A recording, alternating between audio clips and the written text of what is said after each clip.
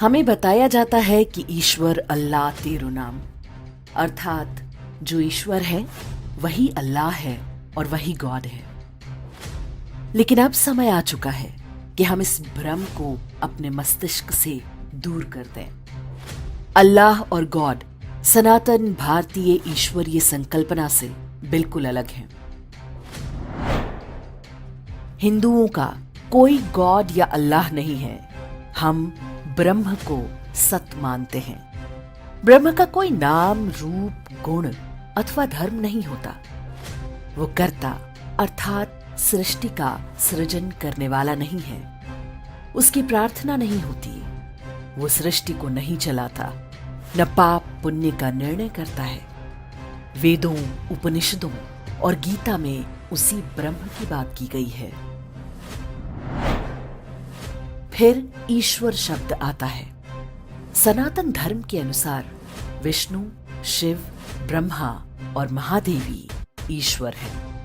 ईश्वर भी अंततः ब्रह्म से अलग नहीं है, परंतु मनुष्यों की सुविधा के लिए नाम, रूप, गुण और धर्म धारण करते हैं।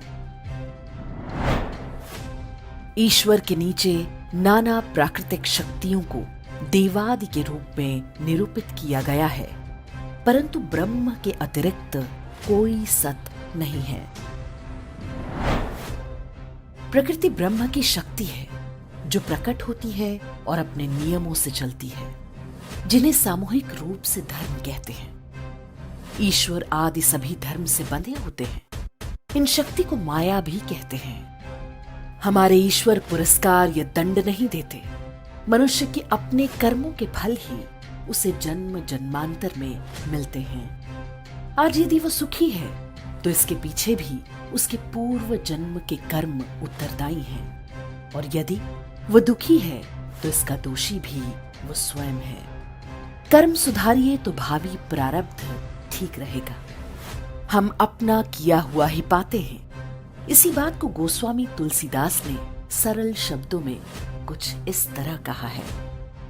करम प्रधान विश्व रचि राखा, जो जस करई सो तस फल चाखा। ईश्वर की आराधना भी एक कर्म है जिसका शुभ फल मिलता है। सभी ईश्वरों की पूजा अनिवार्य नहीं है। किसी एक की पूजा यथेष्ट है। पूजा का अंतिम उद्देश्य जन्म मरण के चक्र से मुक्ति है, जो ब्रह्म को जाने बिना नहीं मिलती।